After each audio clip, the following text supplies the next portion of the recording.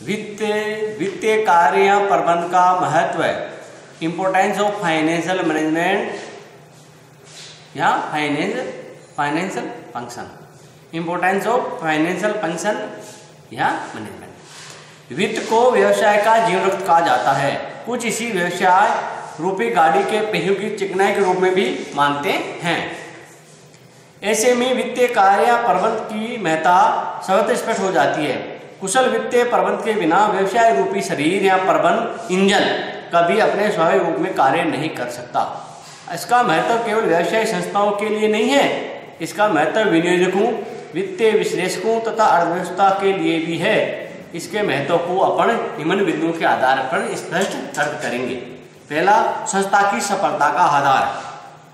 वित्तीय प्रबंध संपूर्ण संस्था की सफलता का आधार है। इसके बिना संपूर्ण संस्था की सफलता ही नहीं बल्कि उसका अस्तित्व ही खतरे में पड़ सकता है। प्रोफेसर इरविन फ्रेंड ने ठीक कहा है कि किसी भी संस्था की सफलता यहाँ तक कि उसका अस्तित्व, उसका उत्पादन स्तर बनाए रखने तथा स्थायी या कार्यशील पूंजी विनियोजित करने की क्षमता एवं इच्छा बहुत बड़ी सीमा तक उस संस्था की भूतकालीन एवं वर्तमान नीतियों से निर्धारित होती है। कहने का मतलब यह है कि कुशल वित्तीय प्रबंध संपूर्ण संस्था के अस्तित्व को सुरक्षित रखता है तथा उसकी सफलता में योगदान देता है।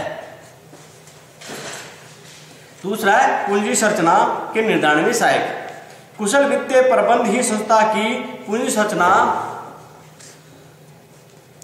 या पूंजी के कैलेबर के निर्धारण में भी सहायक होता है। पूंजी संरचना से तात्पर्य पूंजी के विभिन्न स्रोतों तथा प्रतिभूतियों के अनुपात को निर्धारित करना है। प्रभावकारी वित्तीय प्रबंध विभिन्न पूंजी स्रोतों यथा समता, पूर्वाधिकार अंश, ऋण पत्र, ऋण और सार्वजनिक जमाई आदि के अनुपात को सुनिश्चित रूप से निर्धारित करता है। इसी कारण संस्था को आवश्यकतानुसार दीर्घकालीन तथा अल्पकालीन साधन आसानी से उपलब्ध होते रहते हैं तथा कोषों की लागत न्यूनतम बनी रहती है। मितव्ययतापूर्ण वित्त की प्राप्ति। कुशल वित्तीय प्रबंध संस्था के लिए मितव्ययतापूर्ण तरीकों से वित्त प्राप्त कर सकते हैं। सामान्य संस्थाएं अंशों, ऋणपत्रों, ऋणों, सार्वजनिक जमाओं, विदेशी ऋणों आदि से आवश्यक वित्त प्राप्त करती है, किंतु प्रत्येक स्रोत से उपयोग नहीं किया जा सकता। वित्तीय प्रबंध उन स्रोतों को निर्धारित करता है जिनसे किसी समय विशेष पर अपेक्षाकृत मितव्ययता से वित्त प्राप्त किया जा सकता है। कोषों का अनुकूलतम उपयोग। कुशल वित्तीय प्रबंध कोषों वित्तीय संसाधनों के अनुकूलतम आवंटन में उपयोग पर बल देता है। इससे संस्था के कोषों का नियोजित रूप से उपयोग संभव होता है। इसके अभाव में संस्था के कोषों का उपयोग अनियोजित ढंग से गैर प्राथमिकता वाले क्षेत्रों में हो सकता है। परिणाम स्वरूप संस्था में लाभदायक कार्य रुक सकते हैं और संस्था के अस्तित्व को ही खतरा उत्पन्न हो सकता है। कोलिन ब्रुक्स ने इसके बारे में कहा था कि बुरे उत्पादन प्रबंध एवं बुरे विक्रय प्रबंध में सैकड़ों दोष होते हैं, किंतु दोषपूर्ण वित्तीय प्रबंध के हजारों दोष होते हैं। अतः कुशल वित्तीय प्रबंध के अभाव में संस्था को हजारों दोषों से नहीं बचाया जा सकता। प्रभावकारी तरलता व्यवस्था। अच्छा वित्तीय प्रबंध संस्था में तरलता की प्रभावकारी व्यवस्था करने में सक्षम है। ये सभी जानते हैं कि प्रत्येक संस्था को प्रतिदिन कुछ भुगतान करने पड़ते हैं। ये भुगतान दैनिक खर्चों के अतिरिक्त भी होते हैं, जैसे ऋणों या जमाओं का भुगतान करना, पूर्वाधिकार अंशों या ऋणपत्रों का शोधन करना इत्यादि। इन सब के लिए कोषों की आवश्यकता पड़ती है। कुशल वित्तीय प्रबंध संस्था में आवश्यकतानुसार तरलता बनाए रखकर संस्था की ख्याति के निर्माण में योगदान देता है। अनियमितताओं पर रोक। वित्तीय प्रबंध संस्था में अनेक विधियों से वित्तीय नियमितता बनाए रखने में योगदान देता है। वित्तीय नियोजन, बजट, लेखांकन, अंकेक्षण, आंतरिक जांच आदि के माध्यम से संस्था में होने वाली अनियमितताओं को रोका जा सकता है। पूंजी निर्माण में योगदान। वित्तीय प्रबंध संस्था में समुचित पूंजीकरण की नीति बनाकर पूंजीकरण में योगदान देता है। लाभांश की घोषणा, लाभों के संचय, बोनस, अंशों का निर्धारण आदि की समुचित योजना के द्वारा ही संस्था में पूंजी निर्माण बढ़ाया जा सकता है। संपत्तियों के प्रबंध में योगदान। प्रभावकारी वित्तीय प्रबंध के द्वारा संपत्तियों का सरल ढंग से प्रबंध किया जा सकता है। ये विद्यमान संपत्तियों का अधिक कुशलता के साथ उपयोग करने अपव्यय को रोकने तथा उनकी संचालन लागत का नियंत्रण करने में महत्वपूर्ण रूप से योगदान करता है। लागत नियंत्रण करना। प्रभावकारी वित्तीय प्रबंध संस्था के उत्पादों तथा विभिन्न कार्यों की लागतों का अध्ययन करता है, उनके परिमाण निर्धारित करता है तथा उन्हीं परिमाणों के भीतर बनाने का प्रयास करता है। इस प्रकार वित्तीय प्रबंध लागतों के नियंत्रण में महत्वपूर्ण भूमिका निभाता है। मूल्य निर्धारण में योगदान। कुशल वित्तीय प्रबंध व्यवस्था वस्तुओं के मूल्य निर्धारण में भी महत्वपूर्ण रूप से योगदान करता है। यह ब्रेक इवन पॉइंट जहाँ न लाभ होती है न हानि होती है निर्धारित करके उच्च प्रबंधकों तथा विपणन विभाग को मूल्यों के न्यूनतम स्तर को स्पष्ट करता है। लाभों का पूर्वानुमान लगाने में योगदान। कुशल वित्तीय प्रबंधन द्वारा संस्था के लाभों को सही आधार पर पूर्वानुमान लगाया जा सकता है।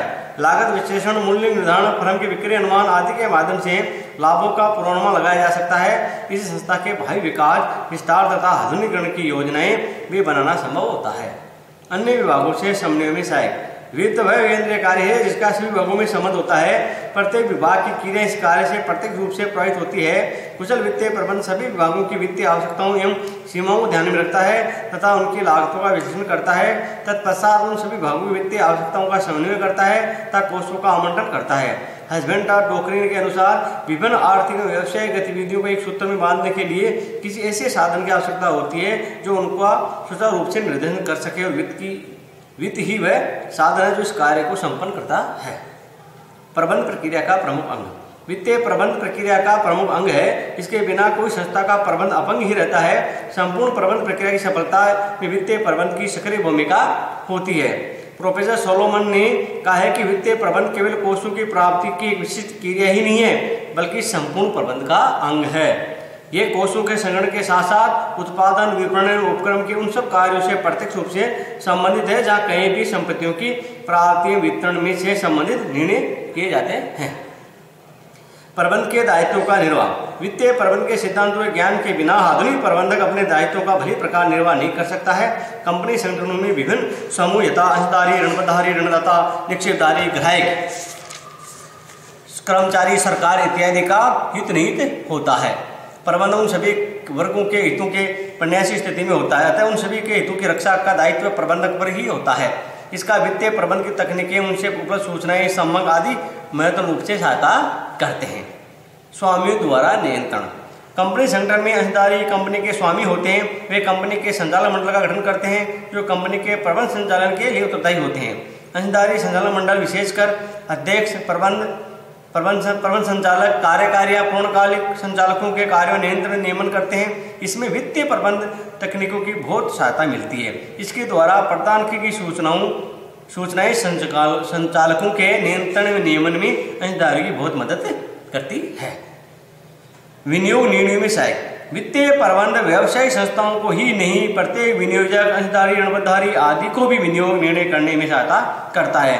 संस्थाएं अनेक परियोजनाएं प्रतिवेदन तैयार करती है, उनका मूल्यांकन करके विनियोग का निर्णय किया जाता है। इस तरह कई निवेशकों को अपने धन को अंशु, ऋणपत्रों आदि विनियोग करना होता है।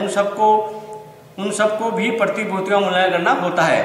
उन सब का मूल्यांकन कर विनियोग निर्णय करने में वित्तीय प्रबंध तकनीकों तथा इनसे प्राप्त सूचनाओं का बहुत अधिक योगदान होता है। वित्तीय संस्थाओं का कुशल संचालन। सार्वजनिक क्षेत्र में अनेक वित्तीय संस्थाएं IDBI, IFCI, ICICI आदि इन निजी क्षेत्र में भी कई वित्तीय लीजिंग कंपनियां हैं। इसी प्रकार के बैंक भी ये सभी दीर्घकालीन, अल्पकालीन या मध्यकालीन या मांग पर ऋणों की व्यवस्था करते हैं।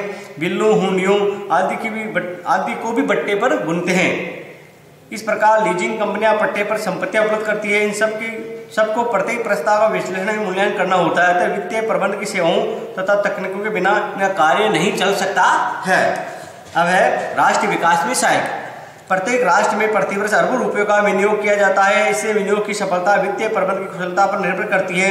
इसकी तकनीकों तथा इससे प्राप्त सूचनाओं तथा आंकड़ों के आधार पर विनियोग के क्षेत्र तथा विनियोग प्राथमिकताएं निर्धारित की जाती है।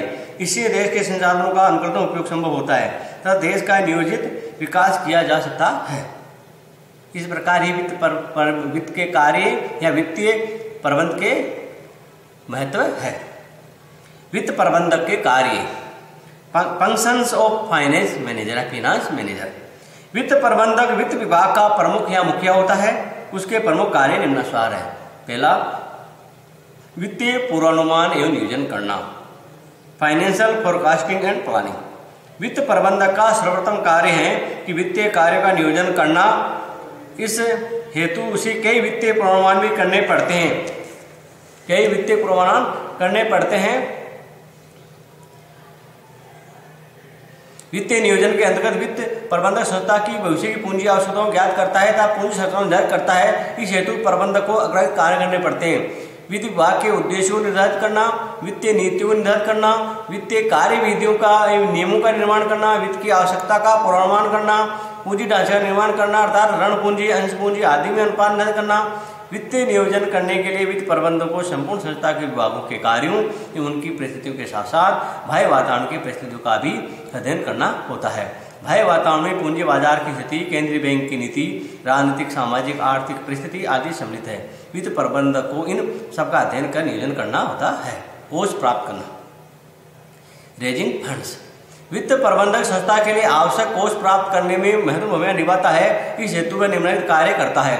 संस्था की वित्तीय आवश्यकताओं को ज्ञात करना, यह दीर्घकालीन और अल्पकालीन दोनों ही प्रकार की हो सकती है। वित्त के स्रोतों को ज्ञात करना, वित्तीय स्रोतों तुलना का अध्ययन करना एवं श्रेष्ठ स्रोत या स्रोतों का संयोग चयन करना, आवश्यक कानूनी अनुमतियां प्राप्त करना, वित्त प्राप्ति हेतु आवश्यक शर्तें एवं नियम निर्धारित करना, वित्त प्राप्ति के लिए आवश्यक औपचारिकताओं को पूरा करना, यथा प्रवीण जारी करना, अभिगोपक, दलाल, बैंकर आदि की नियुक्ति करना। कोषों के उपयोग पर नियंत्रण, controlling the use of funds. वित्त प्रबंधक का एक महत्वपूर्ण कार्य है कोष के उपयोग पर नियंत्रण करना। इस हेतु कोषों का उन्हीं परियोजनाओं में कार्यों में निवेश करना चाहिए जिनमें तुलनात्मक रूप से अधिक प्राप्त होने की संभावना हो। इसके अतिरिक्त संस्था के कोषों का प्रभाव भी नियंत्रित करना पड़ता है। किसी संस्था कोषों की तरलता सुनिश्चित की जा सकती है। परिणाम स्वरूप संस्था की शोध क्षमता एवं ख्याति सुदृढ़ बनी रहती है। लाभों का विनियोजन करना, एप्रोप्रिएटिंग प्रॉफिट्स। लाभों का समुचित विनियोजन करना भी वित्त प्रबंधक का कार्य है। लाभों के विनियोजन से तात्पर्य संस्था के शुद्ध लाभ आय गठन के बाद को भिन्न उद्देश्यों के लिए निर्धारित करना है। दूसरे शब्द में शुद्ध लाभ में से लाभांश, विकास कोष, संचय कोष, कर्मचारियों की बोनस आदि के लिए राशि निर्धारित करना ही लाभों का विनियोजन है। शेष राशि को लाभ हानि खाते के शेष के रूप में अगले वर्ष आगे ले जाया जाता है। संपत्तियों का प्रबंध करना, मैनेजिंग एसेट्स। संस्था की संपत्तियों का प्रबंध करना भी वित्त प्रबंधक का कार्य है। संस्था की नीतियों के अनुसार संस्था की स्थायी संपत्तियों की पुनः स्थापना के लिए ह्रास कोष बनाना, डिप्रेशन रिजर्व बनाना, नई स्थायी संपत्तियों के निवेश की योजना बनाना वित्त प्रबंधक के कार्य क्षेत्र में आता है। अन्य विभागों से प्राप्त ऐसी ही योजनाओं के क्रियान्वयन में सहयोग करना भी वित्त प्रबंधक का कार्य है। इसके अतिरिक्त चल संपत्तियों को खरीदना और उनकी समुचित व्यवस्था करना भी वित्त प्रबंधक का कार्य है। संस्था की संपत्तियों में विनियोग की नीति बनाने में उस प्रबंधक को परामर्श देना भी वित्त प्रबंधक का कर्तव्य है। वित्तीय सूचनाएं तथा प्रतिवेदन तैयार करना, preparing financial information and reports. वित्त प्रबंधक को अनेक वित्तीय सूचनाएं तैयार करनी पड़ती है। ये नगद प्रवाह विवरण, कोष प्रवाह विवरण, नगद बजट बनाना, इनमें अनेक अनुपातों की गणना करनी पड़ती है। इन्हीं उच्च प्रबंधकों को कई प्रकार के विवरण भी प्रतिदिन भेजने पड़ते हैं। इन सबको तैयार करने का कार्य भी वित्तीय प्रबंधक ही करता है।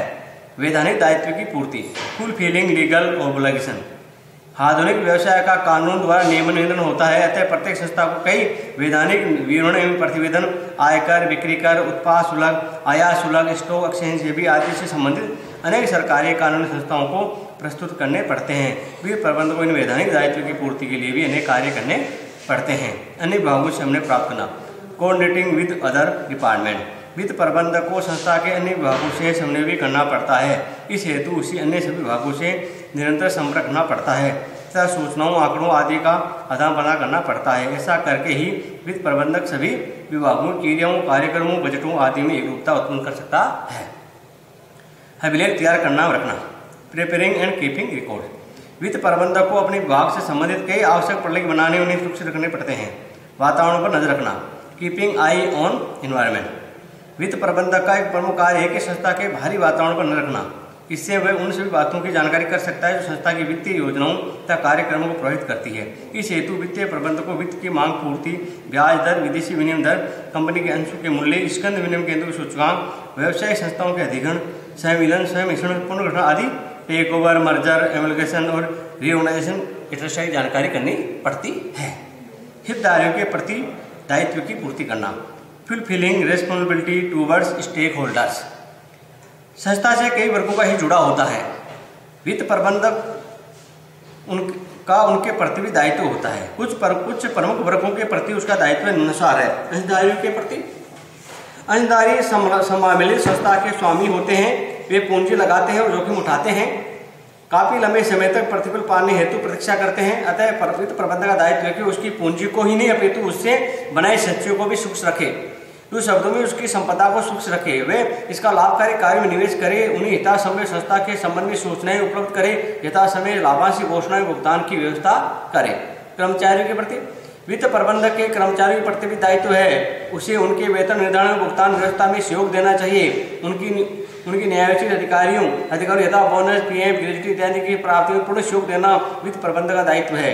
उसे उसके कल्याण में समय सुरक्षा हेतु किए जाने वाले कार्यों में वित्तीय आपूर्ति सुनिश्चित करने का प्रयास करना चाहिए।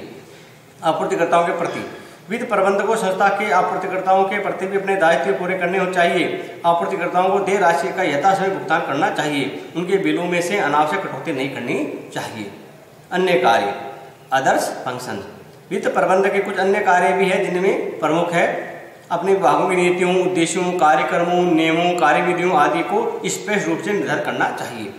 संस्था की साख नीति को सुस्पष्ट रूप से निर्धारित करना चाहिए और सभी स्तरों पर द्विमार्गी संचार की स्पष्ट व्यवस्था करनी चाहिए। अब है वित्त प्रबंधक की भूमिका एवं स्थिति, role and status of finance manager या फाइनेंस मैनेजर। वित्त प्रबंधक या वित्त प्रबंधक वित्त विभाग का मुखिया होता है या प्रमुख होता है, अतः उसकी अनेक कार्यों में महत्वपूर्ण भूमिका होती है। ये उसके कार्यों को देखकर समझी जा सकती है, किंतु वित्त प्रबंधक की संपूर्ण संस्था में महत्वपूर्ण भूमिका स्थिति होती है, जिसे निम्न रूप से अपर शीर्षक के रूप में स्पष्ट कर सकते हैं।